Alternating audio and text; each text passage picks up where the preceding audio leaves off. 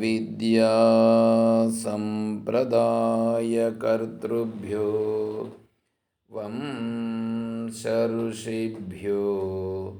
మహద్భ్యో నమో గురుభ్యః.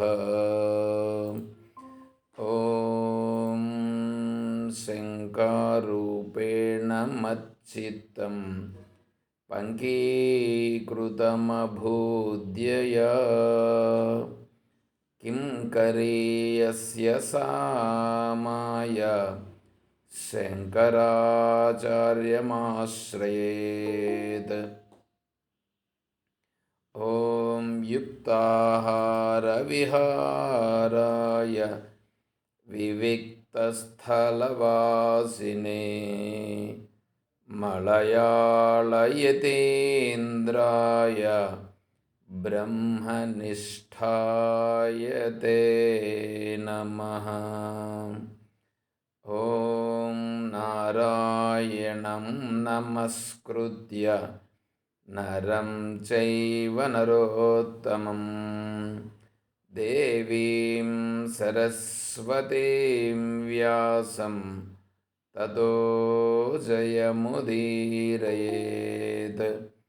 ఓం సహనావవతు సహనౌ భునక్తు సహ వీర్యం కరవావహై తేజస్వినావధీతమస్తు మా విద్విషావహై. ఓం శాంతి శాంతి శాంతి. హరి ఓం.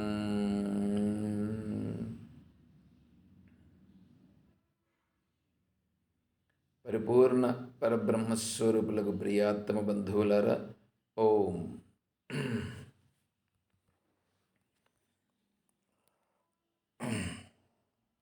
శ్రీమద్భగవద్గీత దశమాధ్యాయము.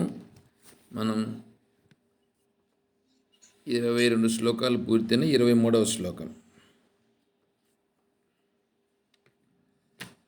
రుద్రాణాం శంకరశ్చాస్మి విత్తేశో యక్షరక్షసాం వసూనాం పావకశ్చాస్మి మేరుశిఖరిణామహం.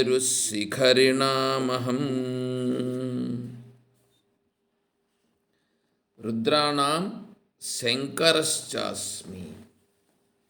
రుద్రులు మామూలుగా రుద్రుడు అంటే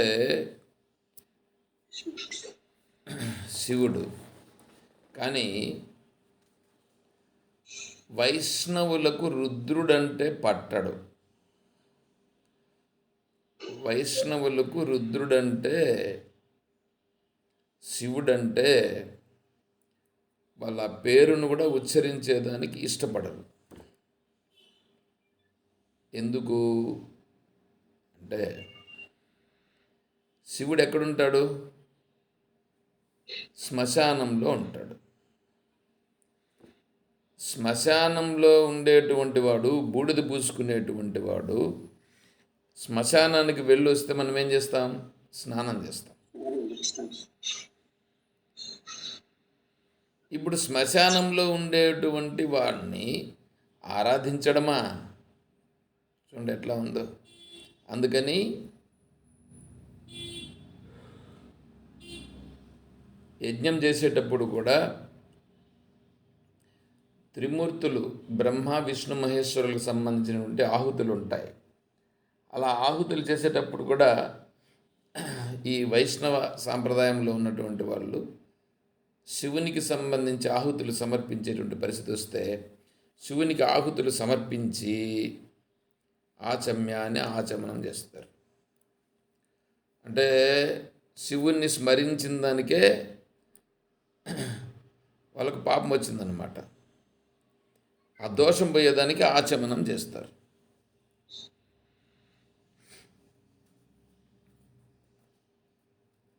అది ఇక్కడేమంటున్నాడు? రుద్రాణం శంకరశ్చాస్మి. రుద్రులలో శంకరుడను నేను అని అంటున్నాడు ఇక్కడ భగవంతుడు. భగవంతుడు శంకరుడు నేను అని అంటుంటే వీళ్ళు ఇప్పుడు ఆ రుద్రనామం శివనామం ఉచ్చరిస్తే అక్కడి నుంచి పారిపోతారు. భగవంతుడు చెప్పినా మాకు అవసరం లేదు, ఇంకెవరు చెప్పినా మాకు అవసరం లేదు అనేటువంటిది వాళ్ళ అభిప్రాయాలు ఉంటాయి. సరే, మనకు అవంతా వద్దు. ఇప్పుడు ఇక్కడ విషయం ఏమిటి అంటే రుద్రాణం, రుద్ర అని అంటే రోదయతీతి రుద్ర. రోదయతి అంటే పీడించేటువంటి వాడిని రుద్రుడు అని అంటారు. పీడించేది ఎవరిని పీడించుట అంటే మనలో ఏ సంస్కారములైతే పట్టి ఆత్మస్వరూపమునకు పోనీయకుండా ఆత్మస్వరూపం కంటే వ్యతిరేకముగా పోయేటట్లుగా ఏ వాసనలైతే మనం చేస్తున్నాయో ఆ వాసనలని ఆ శివుణ్ణి ఆశ్రయించిన కారణం చేత వీటిని పీడించి తొలగిస్తాడు. అలా పీడించి తొలగించేటువంటి వాడికి పేరు రుద్రుడు అని పేరు. ఇప్పుడు చూడండి, రుద్రుడు మన యొక్క కర్మలను తొలగిస్తున్నాడు. కర్మలను తొలగించేటువంటి వాడిని రుద్రుడు అని అంటారు. దాంట్లో వాళ్ళు ఏకాదశ రుద్రులు, ఏకాదశ రుద్రులను ఉన్నారు. ఆ ఏకాదశ రుద్రుల్లో శంకరుడు నేను. శంకరః అంటే శం న ఇంద్రో బృహస్పతి శం నో విష్ణురుక్రమః. శం అనంటే ఆనందమును శం అనేటువంటి దీంతో సూచిస్తారు. ఇక్కడ శంకర అంటే ఆనందమును ఇచ్చువాడు, ఆనందమునిచ్చేటువంటి వాడిని శంకర అని అంటారు. అందుకని ఈ రుద్రులలో శంకరుడు నేను అంటున్నాడు. తర్వాత విత్తేశో యక్షరక్షసాం. విత్తేశో అంటే యక్షులు ఉన్నారు.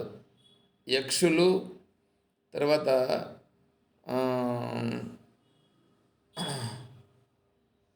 వీళ్ళు దేవతలలో వీళ్ళు ఒక తెగ. అంటే దేవతలలో వీళ్ళు ఒక తెగలుంటారు. గంధర్వులని, యక్షులని, రాక్షసులని వీళ్ళుంటారు. అట్లా యక్షులు రాక్షసులలో ఈ విత్తేశుడు అంటే కుబేరుని రూపంలో ఉన్నటువంటి ఈ యక్షుడు నేనే అన్నాడు భగవంతుడు. అంటే ఇప్పుడు వీళ్లకు శంకరుని గురించి చెప్తూ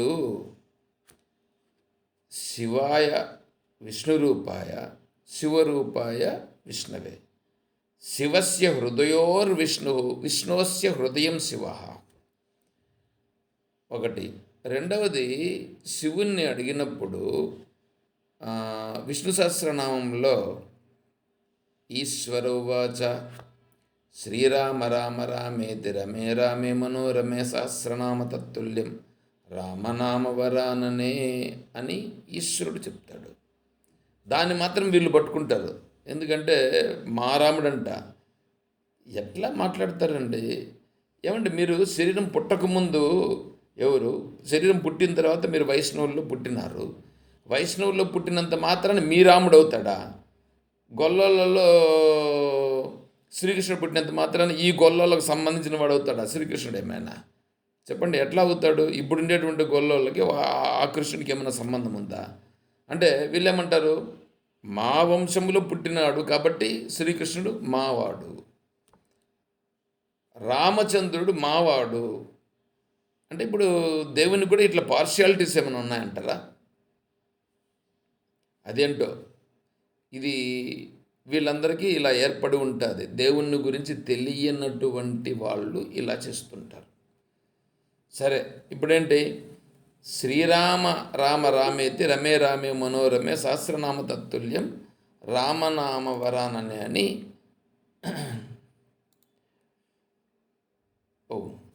అని అక్కడ విష్ణు సహస్రనామాల్లో ఈశ్వరుడు చెప్పినాడు. ఇప్పుడు ఈశ్వరుడు శ్రీరామనామమును జపిస్తూ ఉంటాడు, విష్ణువు శివుని జపిస్తూ ఉంటాడని పురాణంలో చెప్పినారు. అంటే ఇప్పుడు శివుడు విష్ణువు శివుణ్ణి జపిస్తుంటారనేటువంటిది ఇది ఒకటి చెప్పడం జరిగింది, అంతేగాని అది పురాణంలో ఉండదనేది నేను కూడా చూడలేదు. ఈ శ్లోకం అయితే చూసినాను, శివాయ విష్ణు రూపాయ శివరూపాయ విష్ణువే శివ శివృదయ విష్ణు విష్ణు హృదయం శివ అనేటువంటిది నేను శ్లోకం అయితే చూసినాను, అంతేగాని అది ఏ పురాణంలో ఉంది ఆ పురాణము అవి నేను కరెక్ట్గా వాటిలో చూడలేదు.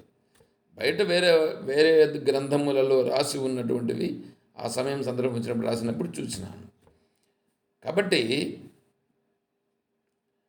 శివుని హృదయమునందు విష్ణువును భావిస్తుంటాడని, విష్ణువు హృదయములో శివుని భావిస్తూ ఉంటాడని అక్కడ మనకు చెప్పడం. అంటే అర్థమేమిటి? శివుడు విష్ణువు వేరు వేరు కాదు అని ఇండైరెక్ట్గా మనకు చూపించుట, అంతరార్థముగా చెప్పడం అది అక్కడ. ఆ దృష్టితో చెప్పినారు, అంతేగాని అసలు శివుడు విష్ణువు అనేటువంటిది అసలు నిజంగా దేవతలు అనేటువంటి వాళ్ళే లేరండి. దేవతలు అనేటువంటి వాళ్ళే లేరు. వేరే ఒక మనిషి రూపంగా ఉండుట అనేటువంటిది లేదు. అగ్నిదేవుడు లేడు, అగ్నియే ఉన్నది. వరుణదేవుడు లేడు, వర్షమే ఉన్నది, అంటే జలదేవతే. తర్వాత వాయుదేవుడు, వాయువే ఉన్నది, వాయుదేవుడు అనేది ఏమీ లేదు. వీళ్ళు ఏం చేశారు, మధ్యలో వచ్చి వాటన్నింటికీ టోపీలు వేసేసి వాటన్నింటికీ ఈ విధంగా డెకరేషన్స్ చేసేసారు. ఇప్పుడు చూడండి, ఇప్పుడు వ్రతం జరుగుతూ ఉంది. ఈ వ్రతానికి ఆ బొమ్మలు వేసుకొని కూర్చుంటున్నారు. బొమ్మలు వేసుకొని కూర్చోవడం అని అంటే భగవంతుణ్ణి ఆరాధించాల్సిందే కాదని నేను చెప్పను. భగవంతుణ్ణి ఆరాధించేదానికి భగవన్ నామమును చెప్తూ కూర్చో కావాలంటే దానివల్ల నీకు కొద్దిగా ఏదో ఒకటి వస్తుంది. ఈరోజే సాయంకాలం అనుకుంటే నేను చెప్పాను, స్థూలం అనేటువంటిది సులభంగా చేసేయగలుగుతాడు ఎవడైనా. అంటే మీ స్థూలమును చేయుట సులభం, సూక్ష్మమును చేయుట కష్టం. కూర్చొని డ్రాయింగ్ వేయమంటే దానిపైన అది బహిర్విషయం కదా, బాగా వేస్తాడు, కష్టపడి వేస్తాడు. అదే కూర్చొని జపం చేయవయ్యా అని అంటే జపం చేయడు. జపం చేయాలంటే వాడు నిర్మలంగా కూర్చోవాలి, జపమాల పట్టుకోవాలి, లేకపోతే జపమాల లేకపోయినా జపమాలను దాటుకుని పోయి చేతులను ఎంచుకునేటువంటి మానసిక పరిస్థితి రావాలి. అప్పుడు వాడు జపం చేసేటువంటి పరిస్థితి వస్తుంది.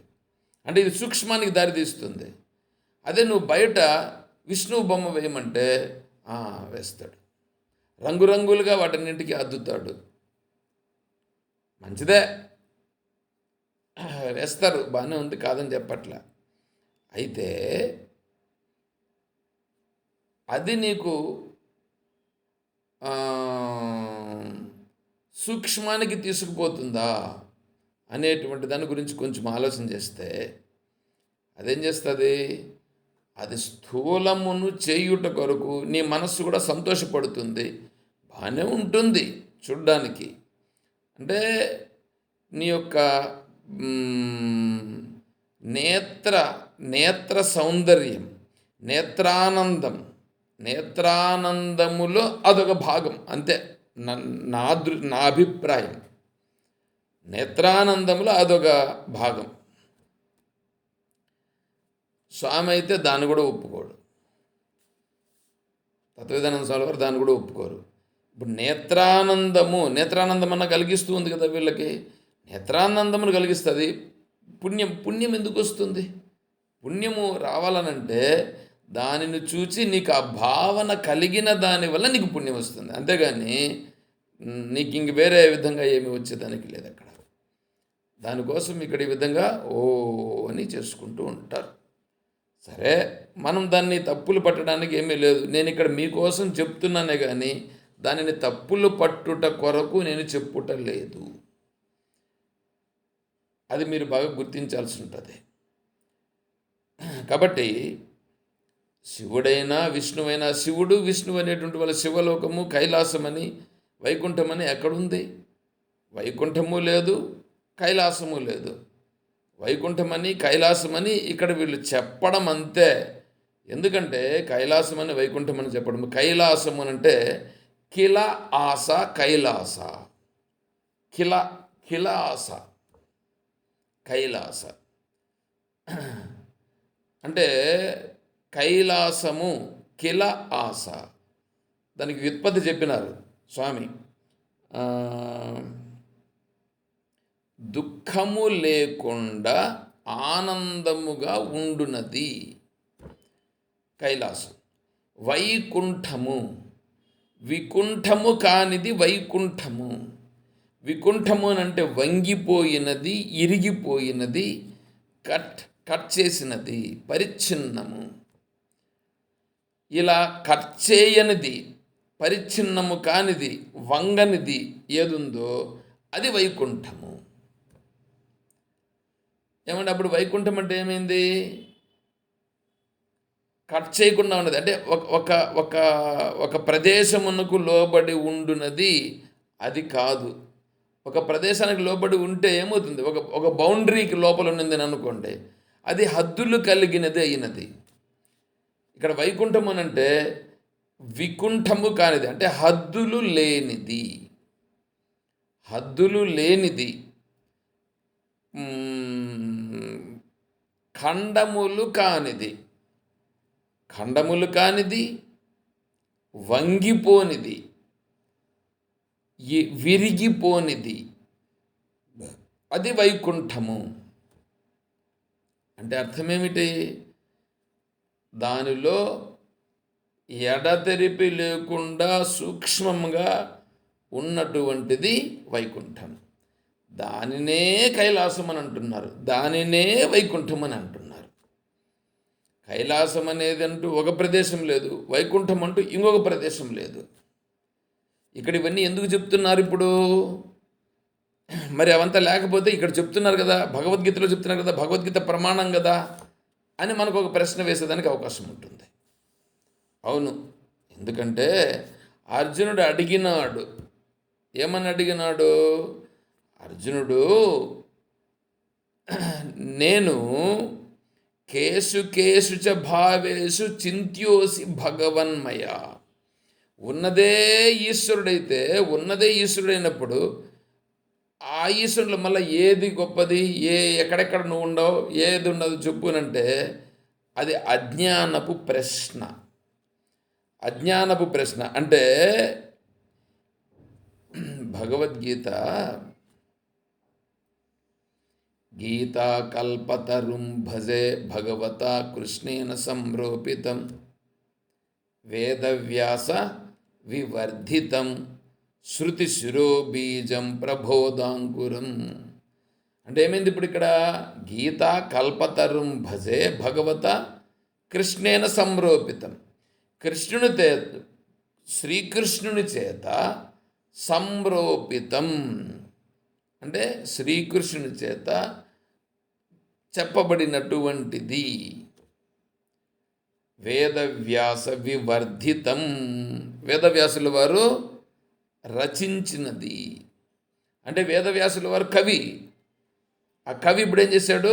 శ్రీకృష్ణ పరమాత్మ చెప్పిన అంశమును వేదవ్యాసుల వారు రాసినారు. ఇప్పుడు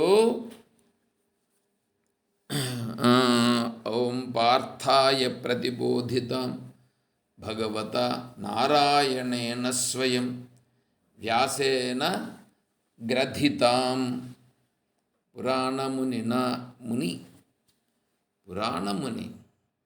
మధ్యే మహాభారతం అనే గ్రంథమును రచిస్తూ అందులో మధ్యలో వేదవ్యాస మహర్షుల వారు ఈ భగవద్గీతను రాసినారు. మధ్యే మహాభారతం అద్వైతామృతవర్షిణీం భగవతీం అష్టాదశాధ్యాయినీం 18 అధ్యాయాలతో రాశాడు. ఇప్పుడు శ్రీకృష్ణ పరమాత్మ ఏదో చెప్పాడు. శ్రీకృష్ణ పరమాత్మ అర్జునుడికి ఏదో చెప్పాడు. అర్జునుడు ఏదో అడిగాడు. అర్జునుడు అడిగిన దానికి శ్రీకృష్ణ పరమాత్మ చెప్పాడు. ఇప్పుడు ఎంతసేపు ఈ శ్లోకాలన్నీ శ్రీకృష్ణ పరమాత్మ చెప్పినాడా? ఈ శ్లోకాలన్నీ అర్జునుడు అడిగినాడా అంటే అక్కడ శ్రీకృష్ణ పరమాత్మ చెప్పినటువంటిది అశోచ్యానన్వశోచస్త్వం ఇది బీజం. శ్రీకృష్ణ పరమాత్మ 11వ శ్లోకం 2వ అధ్యాయంలో 11వ శ్లోకమును చెప్పినారు. అశోచ్యానన్వశోచస్త్వం ప్రజ్ఞావాదాం చ భాషసే గతాసు నగతాసూంశ నానుశోచంతి పండితాః. ఈ అశోచ్యానన్వశోచస్త్వం ప్రజ్ఞావాదాం చ భాషసే గతాసు నగతాసంశ నా అనుశోచంతి పండితాః. 4 పాదములు ఉన్నాయి. ఈ 4 పాదముల యొక్క వివరణ 11వ శ్లోకం నుంచి నీకుండేటువంటి 72 శ్లోకములు 2వ అధ్యాయంలో 72 శ్లోకం వరకు ఉండేటువంటివి దాన్ని వివరించడం జరుగుతుంది ఆ శ్లోకమును. ఆ తర్వాత 3వ అధ్యాయం నుండి 18వ అధ్యాయం వరకు ఉండేటువంటిది ఈ 2వ అధ్యాయం యొక్క వివరణ. అంటే ఏమిటి? శ్రీకృష్ణ పరమాత్మ అక్కడ అర్జునుడికి చెప్పాల్సింది ఏదో చెప్పాడు. అర్జునుడు ఏదో ప్రశ్నలు అడిగాడు. దానికి వాళ్ళిద్దరూ సంభాషణ చేశారు. ఆ సంభాషణ చేసినటువంటి దానిని ఇక్కడ బీజం అశోచ్యానన్వశోచస్త్వం ప్రజ్ఞావాదాంశ భాషసే గతాసు నగతాసుంశ నానుశోచంతి పండితాః అనేటువంటిది బీజ శ్లోకం. అంటే అది బీజంగా వేస్తే దాంట్లో నుంచి పెద్ద వృక్షం వచ్చింది. అంటే ఏంటి? కవి ఏం చేస్తాడు? కవి దానిని వర్ణిస్తాడు. వర్ణించి దాన్ని అంతా బాగా పెద్దగా పుష్కలంగా చేసి పెట్టాడు. పెద్ద వృక్షంలాగా చేశాడు. కాబట్టి భగవద్గీతలో శ్రీకృష్ణ పరమాత్మ చెప్పినటువంటి శ్లోకము ఈ అశోచ్యానన్వశోచస్త్వం. ఇప్పుడు దానిని వేదవ్యాస మహర్షుల వారు ఆ శ్లోకమును పట్టుకొని ఆ శ్లోకమును వివరించినారు. బాగా ఎక్స్పాండ్ చేశాడు. కవి కదా, కవి కాబట్టి దాన్ని ఏం చేస్తాడు? వర్ణిస్తాడు. బాగా వివరించాడు. ఈ విషయములనే మధ్యలో వీళ్ళు కూడా చర్చించుకుని ఉన్నారు. అంటే అక్కడ చర్చించుకున్నటువంటి అంశములను సేమ్ ఇదే మక్కి అట్లాగే చెప్పినాడు, అదే రాసినాడు. అట్లా ఏం కాదు. అది వేదవ్యాసుడు కృష్ణద్వైపాయనుడు అని వేదవ్యాసుల వారికి పేరు. అంటే కృష్ణద్వైపాయనుడు. కృష్ణుడు నల్లగా ఉంటాడు, వేదవ్యాస మహర్షుల వారు కూడా నల్లగా ఉంటారు. అందుకని ఇద్దరు ద్వై అంటే 2, ద్వైపాయనుడు అంటే నల్లగా ఉండేటువంటి వాడు కృష్ణుడు, ఆయనకు పేరు. కాబట్టి ఇక్కడ వేదవ్యాస మహర్షుల వారు కవి కాబట్టి ఆ భగవంతుని యొక్క తత్వమును ఇక్కడ వర్ణించడం జరిగింది. వర్ణిస్తూ సగుణ బ్రహ్మ, నిర్గుణ బ్రహ్మ, ఆ నిర్గుణ బ్రహ్మను గురించి చెప్పారు. ఇప్పుడు 2వ అధ్యాయంలో చెప్పేశాడు. 2వ అధ్యాయంలో చెప్పిన తర్వాత 3వ అధ్యాయంలో ప్రశ్న పడింది. అర్జున్ నుంచి ప్రశ్న వచ్చింది. ఇప్పుడు సగుణ బ్రహ్మను పట్టుకోమంటావు, నిర్గుణ బ్రహ్మను పట్టుకోమంటావు, పైగా నన్ను కర్మను చేయమంటున్నావు అని చెప్పి ప్రశ్న. దానికి భగవంతుడు మళ్ళీ వివరించినాడు. భగవంతుడు వివరించినాడు అంటే భగవంతుడు అక్కడ చెప్పి ఉంటాడు, దానిని ఇక్కడ వేదవ్యాస మహర్షుల వారు అర్థమయ్యేటట్లుగా ఇక్కడ వివరించారు. అదేవిధంగానే ఈ అజ్ఞాన పురుషుడిగా ఉండేటువంటి వాడు తెలుసుకుంటూ చిన్నగా గ్రాడ్యువల్గా వచ్చేటట్లుగా, చిన్నగా తెలుసుకుంటూ మనసు పరిపక్వత చెందేటట్లుగా ఇక్కడ భగవద్గీతలో చెప్పడం జరిగింది.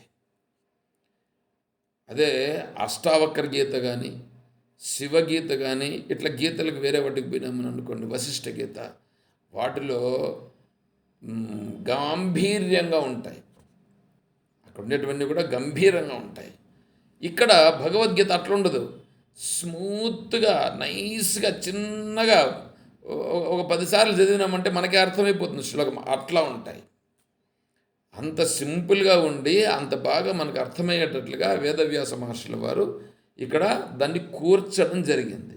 అలా కూర్చేటువంటి మార్గంలో భగవంతుని గురించి తెలుసుకోవాలంటే, నిర్గుణ బ్రహ్మ దగ్గరికి మనం స్పష్టంగా చేరాలంటే సగుణ బ్రహ్మను ముందు తెలుసుకోవాలి. సగుణ బ్రహ్మగా ఉన్నటువంటిది నిర్గుణ బ్రహ్మ ఆధారంతోనే ఉన్నది. అప్పుడేమవుతుంది, నీకు ప్రపంచంలో ఉండేటువంటి విషయముల వైపు అంతా కూడా నీ మనస్సు పోతూ ఉంటుంది. అలా ప్రపంచంలో నీ మనసు పోతూ ఉండేటువంటి విషయాలన్నీ కూడా ఇప్పుడు ఇది కూడా సగుణ బ్రహ్మయే, ఇదంతా బ్రహ్మయే అనేటువంటి భావన నీకు దృఢపడినప్పుడు ఆ విషయముల యందు వెళ్ళడం మానేస్తుంది. పైగా ఇంకా నీకు బాగా డీప్గా వెళితే, అంటే ఎదురుగా ఉన్నటువంటిది ఏదైతే ఉన్నదో అది ఆత్మస్వరూపం కంటే భిన్నముగా లేదు, ఆత్మస్వరూపం ఆధారంతోనే అంత ఉన్నది అని తెలిసినప్పుడు ఏమవుతుంది, ఓహో ఆ ఎదురుగా ఉన్నటువంటిది నాకంటే భిన్నంగా ఏమీ లేదు అని తెలుస్తుంది. ఇంతకుముందు ఒక కథ చెప్పాను, ఏమిటంటే ఒక దొంగ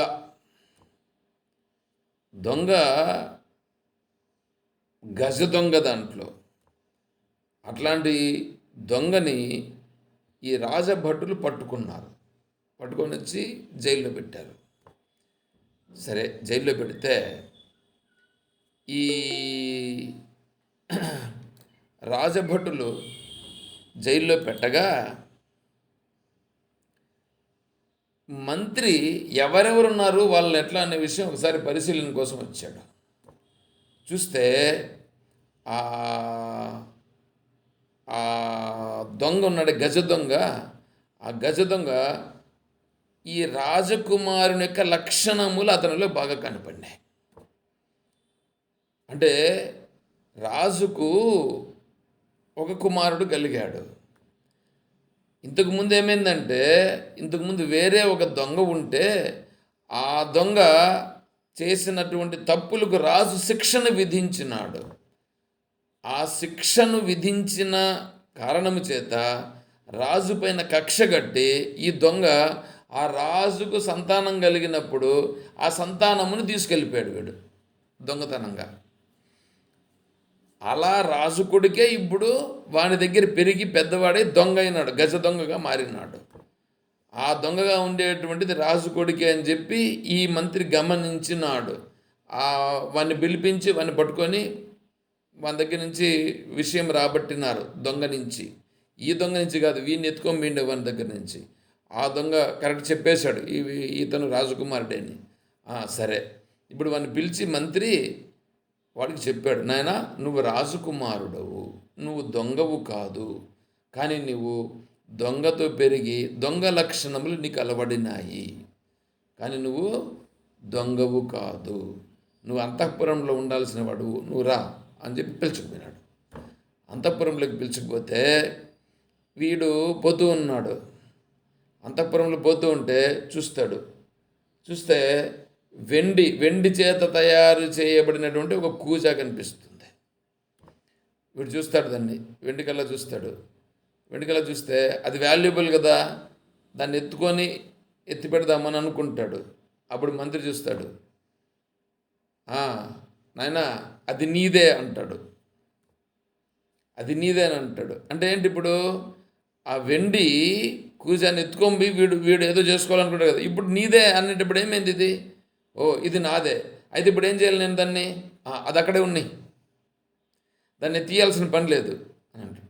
ఇంకొద్దిగా ముందుకు పోయినారు. బంగారము చేత తయారు చేయబడినటువంటి ఆ, ఈ ఈ గ్లాస్ మిర్రర్ ఏదో ఉంటుంది చూడండి, దానికంతా బంగారు బార్డర్ దాంతో తయారు చేశారు. దాన్ని చూశాడు. ఆ, దీన్ని కొట్టేయాలని అనుకొని ఆలోచిస్తున్నాడు. అప్పుడు మంత్రి గమనించాడు, ఎందుకంటే వీడి వాసన అట్లుందిగా, వీడి వాసన అట్లా ఉంది. ఏం వాసన? వీడు దొంగ కాబట్టి దొంగ వాసన ఉంది. ఆ దొంగ వాసన ఉన్న కారణం చేత ఆ ఆ బంగారము చేత తయారు చేయబడిన దాన్ని ఎట్లా కొట్టేయాలని ఆలోచన చేస్తూ కూర్చుని నిలబడినాడు. అప్పుడు మంత్రి చూశాడు, తట్టి, నాయనా ఇది కూడా నీదే. ఏది? ఈ బంగారంతో తయారు చేసింది కూడా, ఇది కూడా నీదే అన్నాడు. ఇది ఇక్కడే ఉండని అని అన్నాడు. ఇంకా కొద్దిగా ముందుకెళ్ళారు. బంగారము చేత తయారు చేయబడిన కుర్చీ, బంగారం చేత తయారు చేయబడినటువంటి టేబుల్, ఇవంతా కనిపించినాయి. వీడు దొంగ బుద్ధి ఆడబోతుంది. చూస్తానే దీన్ని ఎట్లా కాజేయాలనేటువంటి భావాలు వస్తున్నాయి. మంత్రి గమనించినాడు. నాయనా ఈ కుర్చీ నీదే, ఈ టేబుల్ కూడా నీదే అన్నాడు. దీన్ని ఇంకెక్కడికి మార్చొద్దండి, ఇది ఇక్కడే పెట్టండి అని అన్నాడు. ఇంకొద్దిగా ముందుకెళ్తే వజ్రములు ఉన్నాయి అక్కడ. ఉంటే చూశాడు. చూస్తేనే దొంగ బుద్ధి వచ్చింది. మంత్రి మళ్ళీ వెంటనే గుర్తు చేశాడు. ఏమని? నాయన ఈ వజ్రాలు కూడా నీవే అన్నప్పుడు ఇంకేమైంది? దాన్ని ఏం తీయాల్సిన పడలేదు, దాన్ని ఏం మార్చొద్దండి, అక్కడే ఉండని అని అన్నాడు. అంటే ఇప్పుడు ఇవన్నీ చూస్తూ ఉండేటప్పటికి ఇవన్నీ ఎవరివి? ఇవే ఇంతకుముందు దొంగగా ఉన్నాడు కాబట్టి ఇవన్నీ నావి కాదు, కాబట్టి వీటిని అంతా నేను తీసుకొని పోగేసుకోవాలనే భావన ఉంటుంది దొంగకి. కానీ ఇప్పుడేమైనాడు? అదే దొంగే అంతఃపురంలోకి వచ్చి ఇదంతా నాకు సంబంధించినవి అనేటువంటి ప్రతి దాని దగ్గరకు పోయినప్పుడు వీడు దొంగ బుద్ధి బయటపడుతూ ఉంది. కానీ వెంటనే మంత్రి ఏం చేస్తున్నాడు? వాడు గుర్తు చేస్తున్నాడు, ఇదంతా ఎవరిదే, ఇదంతా నీదే అని గుర్తు చేశాడు. కాబట్టి అది అక్కడే ఉండని, దాన్ని ఏమి మార్చొద్దండి అని చెప్పాడు. అదే విధముగా ఇప్పుడు వీడు ప్రపంచంలో ఉండేటువంటి విషయాలు ఏవైతే ఉన్నాయో వాటన్నింటినీ చూడగా ఆ విషయముల వైపు, అన్నింటి వైపు మనసు ఆకర్షింపబడిపోతూ ఉంది. ఒక విషయం వైపు కాకపోయినా ఇంకొక విషయం వైపు పోయేటప్పటికి ఆ విషయం ఆకర్షించేస్తూ ఉంది. అందువలన ఏమవుతుంది? ఇప్పుడు అక్కడ ఉన్నది ఎవరు? అక్కడ ఉన్నది కూడా నువ్వే. ఇంకో జాగాలో ఉన్నది, అక్కడ ఉండేది కూడా నువ్వే. ఇంకో జాగా పెట్టు, అది కూడా నువ్వే. ఇప్పుడు నువ్వు ఏది చూస్తావో, ఎక్కడెక్కడ చూస్తావో అదంతా ఎవరు? అదంతా నీ స్వరూపమేనయ్యా. నీ స్వరూపం కంటే వేరే ఏమీ లేదు అని ఇప్పుడు భగవంతుడు చెప్తున్నట్లుగా వేదవ్యాస మహర్షుల వారు ఇక్కడ మనకు చెప్తున్నారు. ఎందుకు? అజ్ఞాన పురుషుడు కదా వీడు. అజ్ఞాన పురుషుడు కాబట్టి వీడికి ఏడ బుర్రకు పడుతుంది? వాడికి బుర్రకు పట్టేదానికోసంగాను చిన్నగా సింపుల్గా అనేకమైనటువంటి భావాలు ఉన్నాయి మనుషులకి. ఆ అనేకమైన భావాలు ఉన్నటువంటి ఈ యొక్క పురుషులకి వీని భావము దేన్ని పట్టుకుంటా ఉందో ఆ భావములో ఉన్నటువంటిది అక్కడ ఎదురుగా ఉన్నటువంటిది నాకంటే భిన్నముగా ఉన్నదని వీడు అనుకుంటున్నాడు. అయ్యా అది భిన్నమేం కాదు, అది నువ్వే అని చెప్తున్నాడు. ఈ శైవులు శివుడిని దేవుడని అనుకుంటారు, వైష్ణవులు విష్ణువు దేవుడని అనుకుంటారు, శాక్తేయులు శక్తి దేవత అని అనుకుంటారు, కౌమారీయులు కుమారస్వామి దేవుడు అని అనుకుంటారు, ఇంకా గణపతి మాత్రమే దేవుడిని గణపతులు అనుకుంటారు. ఇట్లా ఒకరొకరు ఒక్కొక్క దీన్ని దేవుడిని అనుకుంటున్నారు. అయ్యా అందుకనే ఇక్కడ వేదవ్యాస మహర్షుల వారు వాళ్ళు అనుకుంటున్నటువంటివి ఏవేవి ఉన్నాయో వాటన్నింటిని చూపిస్తూ ఒక్కొక్కదాన్ని చూపిస్తూ దాంట్లో గొప్పగా ఉన్నటువంటిది ఏదో అదంతా నేనే అంటున్నాడు. అంటే గొప్పదాన్ని చెప్పేస్తే మీ తరపుని చెప్పేసినట్లే లెక్క.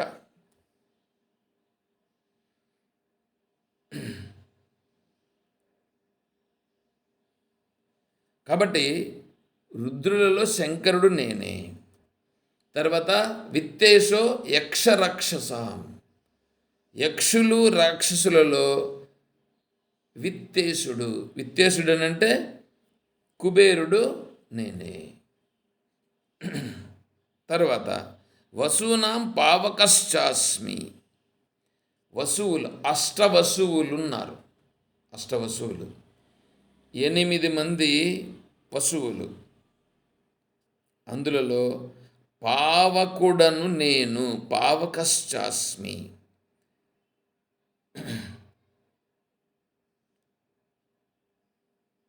వసువులనంటే అగ్నిదేవత. ఈ అగ్ని ముండకోపనిషత్తులోని అనుకుంటాను, కాళి కరాలి అని ఒక శ్లోకం ఒకటి ఉంది. ఆ అగ్నిదేవుడు ప్రజ్వరలిస్తూ ఉంటాడు చూడండి, బాగా మండుతుంటాడే, మండేటప్పుడు ఆ పైకి ఎగురుతుంటాయే మంటలు, ఆ మంటలు ఆ అగ్నిస్వరూపం ఒక్కొక్క నాలుక అని చెప్పడం జరిగింది. ఆ ఒక్కొక్క నాలుక ఏదైతే ఉందో దానికి ఒక పేరు పెట్టారు. అట్లా 8 రకాలైనటువంటి రూపాలుగా ఆ అగ్ని యొక్క ప్రభావం మండుతుంది. అలా మంట మండే దానిలో దానికి ఆధారంగా, అన్నింటికీ ఆధారంగా ఉందే అది అగ్ని స్వరూపం. దానిని పావకుడు అని పేరు. ఆ పావకుడు ఏం చేస్తాడు? మొత్తం కాల్చిపారేస్తాడు, మొత్తం కాల్చిస్తాడు. ఆ పైన ఉండేటువంటి ఆయన యొక్క దాన్ని ఏమనాలి, ఆయన యొక్క విజృంభణ, అగ్నిదేవుని యొక్క విజృంభణ, దానిని 8 నామముల చేత చెప్పడం జరుగుతుంది.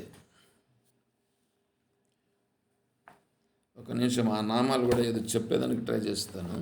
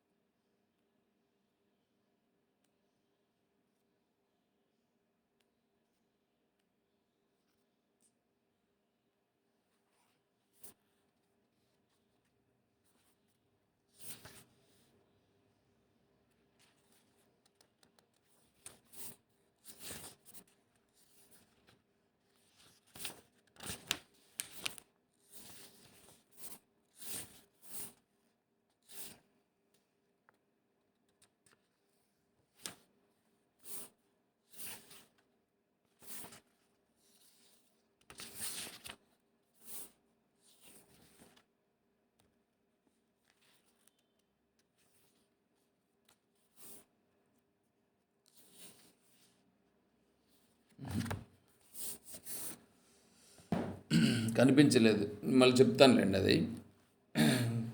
కాబట్టి అగ్ని రూపంగా ఉండేటువంటి స్వరూపం కూడా నేనే. కాళీ కరాళీ చ మనోజవాచ, అదే అదే.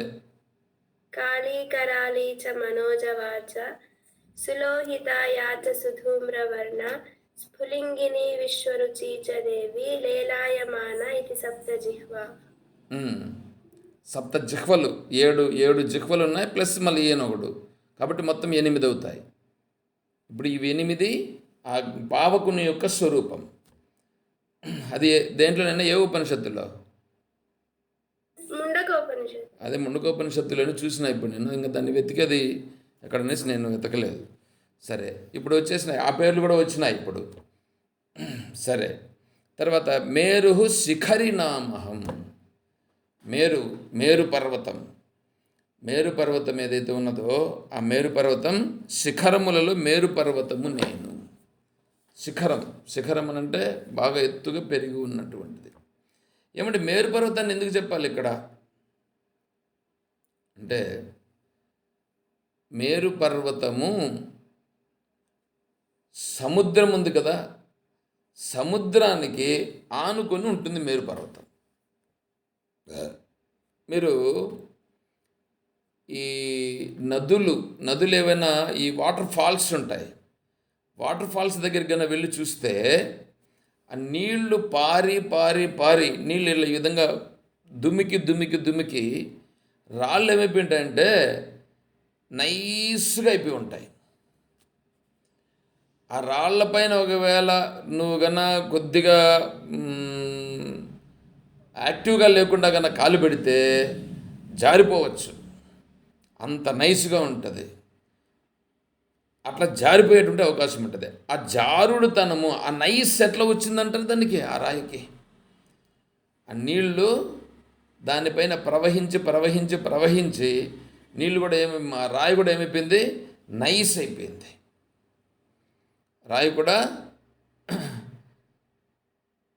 నైస్గా అయిపోతుంది. అంటే రాయి కూడా నైస్గా అయిపోయేటట్లుగా ఎవరు చేశారు, నీళ్ళ యొక్క ప్రభావముతో నైస్ అయిపోయింది. అంటే రాయి కూడా కరిగిపోవడం జరుగుతుంది నీటి ప్రవాహము చేత.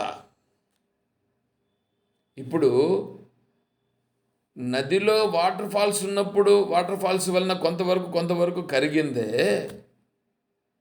సముద్రం ఎప్పటి నుంచి ఉంది, ఆ సముద్రం అలలు కొడుతూ ఉంటాయి, కొడుతూ ఉండవా, ఈ అలలు కొడుతూ ఉన్నాయి కదా, ఈ అలల వలన ఈ పర్వతం ఏమైనా కరిగిందా? ఏమంటే ఎంతకాలం నుంచి ఉంది సముద్రం? సృష్టి పుట్టినప్పటి నుంచి ఉంది.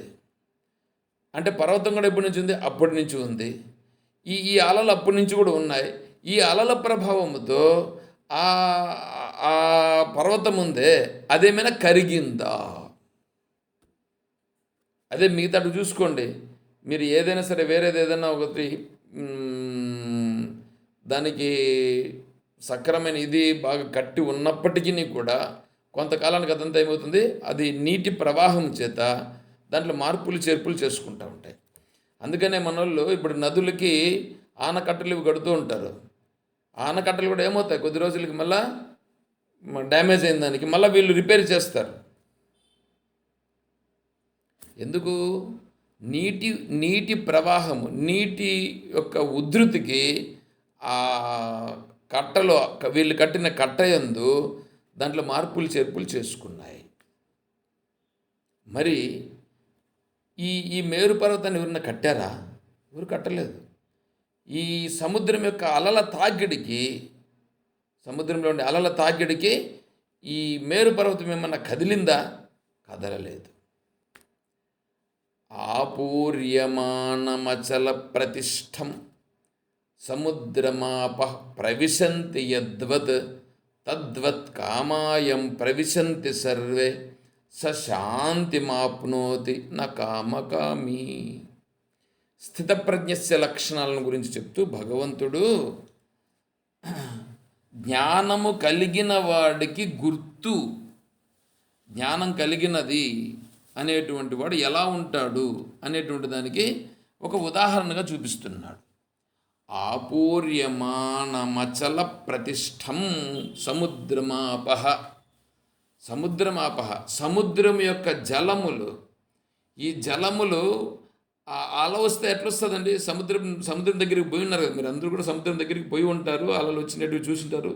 అలా పెద్ద అలలు వచ్చినప్పుడు అక్కడి నుంచి వీడు బయట వచ్చేస్తాడు. వీడు పెద్ద అల వస్తూ ఉందని అంటే, పెద్ద అల వస్తూ ఉంది అంటే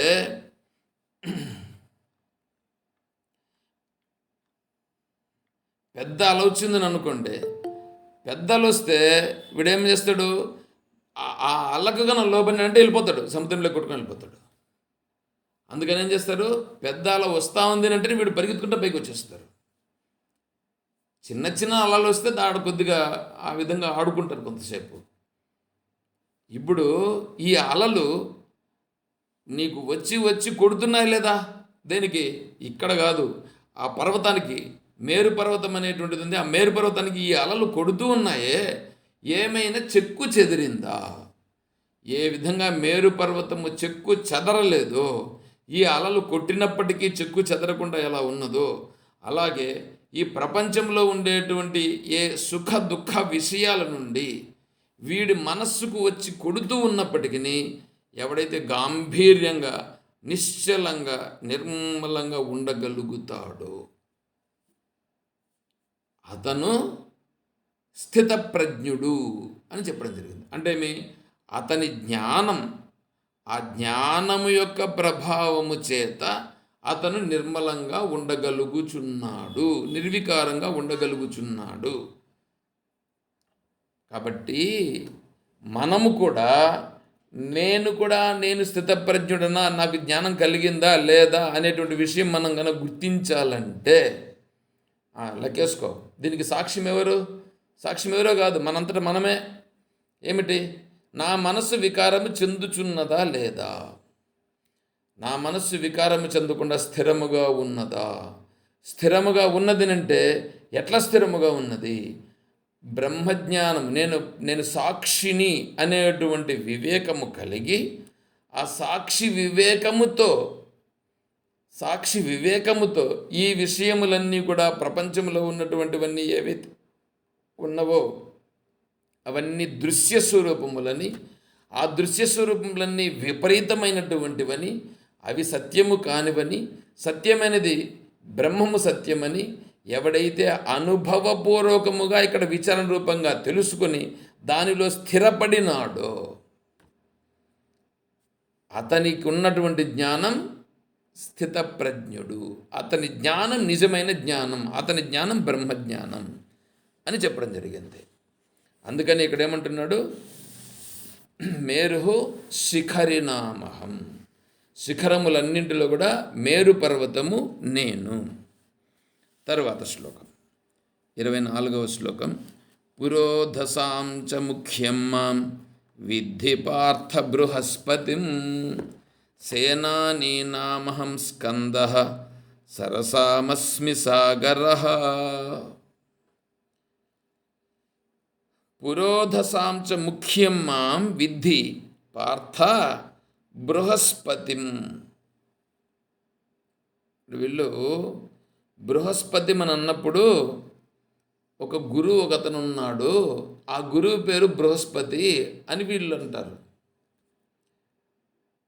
అక్కడేమీ బృహస్పతి అనేటువంటి అతను అంటూ ఎవడూ లేడు.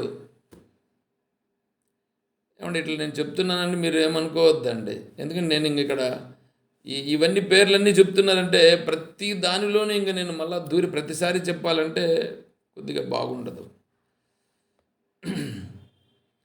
వీడు అనుకుంటున్నాడు కాబట్టి వీడి మనస్సులో మార్పు తెప్పించుట కొరకు అక్కడ దాన్ని ఒకదాన్ని చూపించి వీళ్ళు అనుకుంటున్నారు కదా, అలా ఉన్నది కూడా నేనే అని ఇప్పుడు ఇక్కడ భగవంతుడు చెప్తున్నాడు. పురోధసాం రాజపురోహితానా ముఖ్యం ప్రధానం మాం విద్ధి విజానిహి హే పార్థ బృహస్పతిం.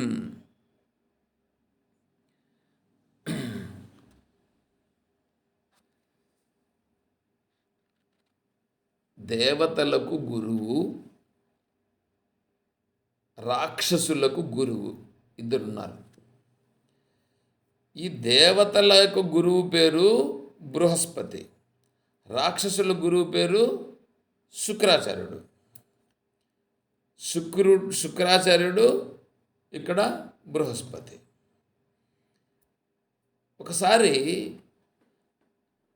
రాక్షసులు బాగా విపరీతంగా పెరిగిపోయినారు. అంటే దేవతలను బాగా ఓడించేసి రాక్షసులు బాగా వాళ్ళ యొక్క బలమును బాగా పెంచుకున్నారు. సరే, దేవతలు కూడా ఉన్నారు, కానీ ఇంకా పూర్తిగా వాళ్ళకు మొత్తం హ్యాండ్ ఓవర్ అయిపోలేదు. శుక్రాచార్యుల వారు తపస్సు చేసుకోవడానికి వెళ్ళున్నారు. అప్పుడు వీళ్ళు రాజ్యాన్ని దాదాపు వీళ్ళ చేతుల్లో మొత్తం తీసుకున్నారు. ఎవరు? రాక్షసులు.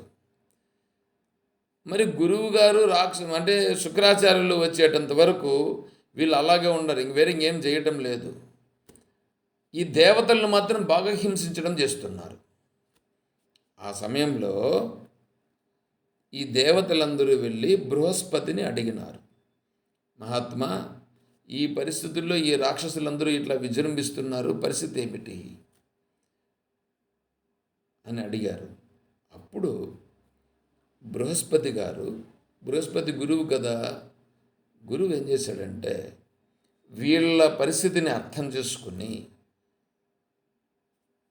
ఈ బృహస్పతి ఈ రాక్షసులకు సంబంధించి శుక్రాచార్యుల వారు ఇప్పుడు లేరు, అందుకని శుక్రాచార్యుల రూపముగా తను వెళ్ళాడు అక్కడికి. ఎవరు? బృహస్పతియే శుక్రాచార్యుల వారుగా వెళ్ళి వారికి శాస్త్రమును ఉపదేశం చేశాడు. ఇప్పుడు రాక్షసులు ఏమయ్యారంటే సన్మార్గములో ప్రవర్తించడం జరిగింది. ఎందుకంటే ప్రహ్లాదుని తండ్రి హిరణ్యకశ్యపుడు కానీ, హిరణ్యాక్షుడు కానీ, రావణాసురుడు కానీ, కుంభకర్ణుడు కానీ, వీళ్ళందరూ కూడా మంచి శాస్త్రము తెలిసిన పండితులు, శాస్త్రవేత్తలు. అంటే తత్వమును బాగా తెలిసిన మహానుభావులు వీళ్ళు. తత్వం తెలుసు వీళ్ళకి బాగా. అయితే తత్వము తెలిసినప్పటికీ రజోగుణము యొక్క విజృంభణ చేత ఈ శాస్త్రాన్నంతా వాళ్లకు ఉపయోగించుకున్నాడు, వాళ్ళ స్వార్థం కోసం ఉపయోగించుకుంటారు. కానీ బృహస్పతి గారు గురువుగా అంటే శుక్రాచార్య రూపంగా వచ్చి, నాయన దీని అర్థం ఇది, దీన్ని ఇలా తీసుకోవాలి, ఇలా తీసుకోవడమే శాస్త్ర సమ్మతమైనది ఇని ఈ విధంగా వాళ్ళకి చెప్పేటప్పటికి ఏమైందంటే వాళ్ళందరూ సత్వగుణంగా మారిపోయారు. అంటే రాక్షసులు కూడా ఏమైపోయినారు, సత్వగుణంగా మారిపోయి దేవతలు లాగానే వాళ్ళు కూడా అయిపోయారు. వీళ్ళు మళ్ళీ మధ్యలో ఎప్పుడో వస్తారు శుక్రాచార్యులు వారు. వాళ్ళు శుక్రాచార్యుడు వచ్చేటప్పటికి వీళ్ళందరూ బాగా సామరస్యంగా ఉండేటువంటి మానసిక పరిపక్వత స్థాయికి ఎదిగిపోయినారు. అంత స్థితిని కలిగిస్తారన్నమాట బృహస్పతి గారు. అంటే బృహస్పతి అంటే ఎవరో ఒక ఆయన ఉన్నాడో అట్లా అని కాదు అర్థం. మనకు మన మనస్సులో ఉన్నటువంటి సందేహాలన్నింటిని తొలగించి, మన బుద్ధిలో ఉండేటువంటి దోషములన్నింటినీ తొలగించి, మనకు సన్మార్గమును చూపించి, ఏది సత్యమైతే ఉన్నదో ఆ సత్య మార్గం వైపు నడిపించేటువంటి వాడే బృహస్పతి. బృహత్ అంటే పెద్దది, జ్ఞానము అన్నింటికంటే గొప్పది జ్ఞానం. ఆ గొప్ప జ్ఞానమును మనకు అందించి ఆ మార్గములో నడిచేటట్లుగా చేపించేటువంటి వారిని బృహస్పతి అని ఇక్కడ చెప్పడం జరుగుతుంది. సరే, సేనాని నామహం స్కంద సరసామస్మి సాగర ఇది ఉన్నది. ఇది రేపు మనం కంటిన్యూ చేద్దాం. సరే, అర్థమవుతుంది కదండి అందరికీ కూడా. ఇదంతా కూడా ఈశ్వరుని యొక్క వైభవం, ఈశ్వరుని యొక్క వైభవం అది మనం అర్థం చేసుకోవాల్సి ఉంటుంది. అంటే ఇప్పుడు ఏమవుతుందంటే ఏమి చూసినా అది ఈశ్వరుని యొక్క ప్రభావం ఎలా ఉన్నది అని గుర్తించుట. ఇవి గుర్తిస్తే మనకు వీటిపైన ఉండేటువంటి వ్యతిరేక భావాలు ఏవైతే ఉన్నాయో అవన్నీ పోయి ఈశ్వర భావన దృఢపడి ఈశ్వర భావన నుంచి బ్రహ్మజ్ఞానము మనకు కలిగేదానికి అవకాశం సుగమమవుతుంది. అందుకొరకు ఇవన్నీ చెప్పడం జరుగుతూ ఉంది. సరే,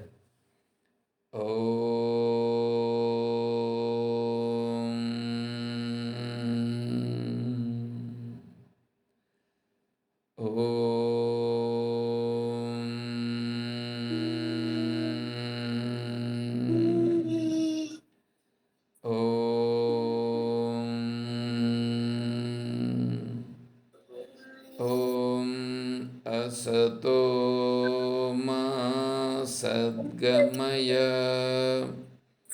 ॐ तमसो मा ज्योतिर्गमय ॐ मृत्योर्मा अमृतं गमय ॐ शान्तिः शान्तिः शान्तिः हरिः ॐ तत्सत् ॐ सर्वं श्री सद्गुरुचरणारविन्दार्पणमस्तु। ॐ जय बोलो श्री कृष्ण परमात्मा की जय, बोलो गीता माता की जय, बोलो भक्त मंडली की हर नमः पार्वती पतये महादेव शंभो शंकर जय सीताराम हरि ओम तत्सत्। ఒక నిమిషం అండి, రేపు ఆదివారం నెక్స్ట్ ఆదివారానికి మనం నిన్న ఒక శ్లోకం ఇచ్చి ఉండాలి, మనమేం ఆ శ్లోకం ఇవ్వలేదు కాబట్టి రేపు ఆదివారానికి ఏం శ్లోకం తీసుకుందాం అనేది చూద్దాం.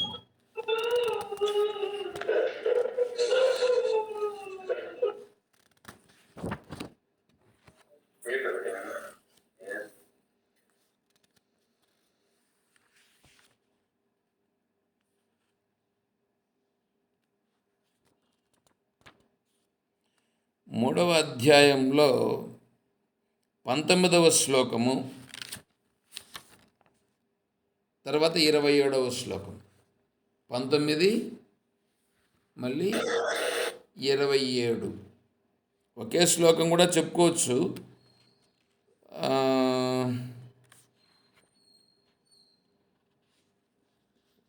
కొంచెం ప్రయత్నం చేయండి. 27, 19, 3వ అధ్యాయం 19వ శ్లోకం, 27వ శ్లోకం. సరే. హరి ఓం, హరి ఓం, హరి ఓం, ఓం, హరి ఓం, హరి ఓం, నమస్తే. హరి ఓం, హరి ఓం.